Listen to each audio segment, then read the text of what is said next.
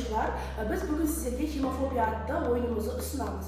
Bu oyunda ne var, bu oyunun maksadı qanday, bu oyunun erişimini және bu oyun arqылы шешілетін проблемаларын, мәселелерді sizlerge айтып өтемін. Yani bu oyun bize жалпы қорапшадан, oyun карталарынан және де осындай бетке арналған тақташадан тұрады. Бұл жерде oyun қорабының бетінде oyun туралы жалпы мағлұматтар, байланыс телефондары және жалпы ақпараттар берілген болса, ал жалпы ойынымыздың ішінде 50-ден аса карточкалар беріледі. Ол карточкалардың үшке бөлінеді, яғни олар тапсырмалар картасы, және де сол тапсырмаларға сілтеме берілетін әртүрлі тапсырма орындауға бағытталған карталар.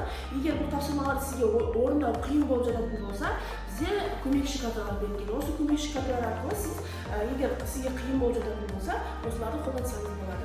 Жалпы бұл ойынның ерекшелігі бұл қазақ тіліндегі ең алғашқы химиялық ойын десек те болады.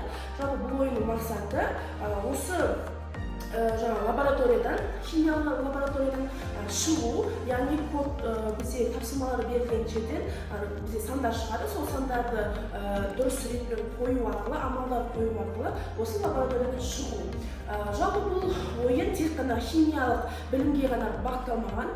Бұл білім жалпы сыни ойлауға, логикалық ойлауға, математикалық ойлауға бағытталған болып табылады.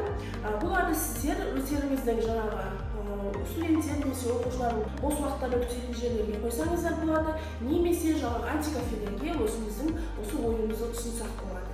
Егер бұл ойын сізді қызықтыратын болса, осы ойынды алғыңыз келетін болса, осы байланыс нөмірлеріне хабарлассаңыздар болады. Және де толық ақпарат білгіңіз келсе, мына QR-ды жаңағы көрсетсеңіз болады. Осымен сіздерге назарларыңызға рахмет, тыңдағандарыңызға.